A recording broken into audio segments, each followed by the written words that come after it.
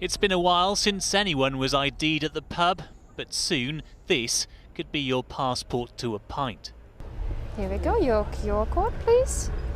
The app doesn't check whether you're old enough, but immune enough to come in. Yep, all good. Thank you. Its developer got a government grant to design one way to scan your records. It's consensual. With your permission, which could check if you've had a vaccine. We've had an airline interested, which I can't tell you about. It's confidential. And how much interest have you had in this from the government? We know they're actively looking at it, and we have very good reason to know that they're actively looking at exactly this. The Prime Minister has confirmed that the UK government will consider the case for the introduction of so-called vaccine passports. The document could take the form of a vaccine certificate or proof of COVID status, and the NHS mobile app could be modified to carry that information. Flight to New York JFK. Julio Castañeda is flying to New York, and before he can board his flight, he has to prove that he's COVID-free. You download the app on your phone, it has all your information. This is AOK Pass, a digital health passport that verifies whether someone has tested negative for the coronavirus or gotten inoculated. It's also known as a vaccine passport and meant to be easier to use and more reliable than paper immunization cards. Medical results often are not even printed in a way that it's easy to interpret. Our system can verify health records. Since the pandemic has devastated the travel industry, airports in Rome, Paris, and Singapore, as well as airlines like JetBlue and United, are experimenting with similar apps. They will compete for a slice of the global market for travel health services and certifications, which AOK Pass estimates is worth nearly $20 billion. Travel industry experts say this type of digital health certificate could be a game changer, not just for tourism, but live events and schools. So here's how digital health passports work. Travelers who weren't able to take a COVID-19 test before departure at this airport in Rome can get swabbed at a testing site set up by the airport. While waiting for the result, passengers can download the AOK Pass app and input their personal information like their birthday and email address. Within 30 minutes, the result is available. If the traveler tests negative, the app creates a unique QR code that serves as proof. The doctor's scanning like the QR code that says that you're negative and you're good to go. At the airport in Rome, it has to be scanned at check-in and boarding. I think this is the only way really right now to travel safely without risking contracting COVID. Some, but not all airlines and governments require proof of a negative test before a passenger is allowed to board a flight or enter a country. While testing and vaccinations reduce the risk of spreading the virus, they don't eliminate it.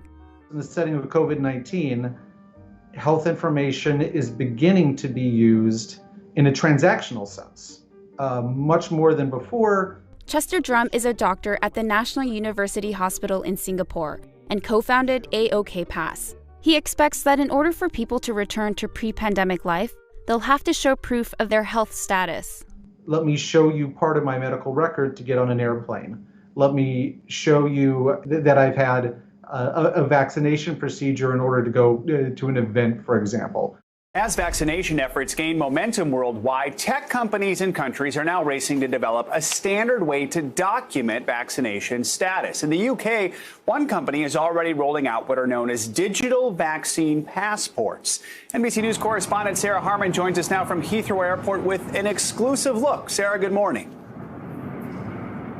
Hey, Joe, good morning to you. You know, vaccination passports are nothing new. International travelers are probably familiar with this little yellow book. You've got to show proof of yellow fever vaccination, for example, if you want to visit some countries in Africa. The problem with these little papers is that they're not secure and they're pretty easy to forge. That's got governments, but also private companies scrambling to come up with a better solution today. We got an inside look at what one company in the north of England is trying. They're here. Digital vaccine passports are rolling out for healthcare workers in the north of England. It's the work of British company The Health Passport. What's the advantage of having this digitally? Why not just give everyone a piece of paper? People are starting to sell fake COVID passports so they can go on airlines. They're using the V code because it is end-to-end secure. It ensures that none of these certificates, either paper or digital, can be forged.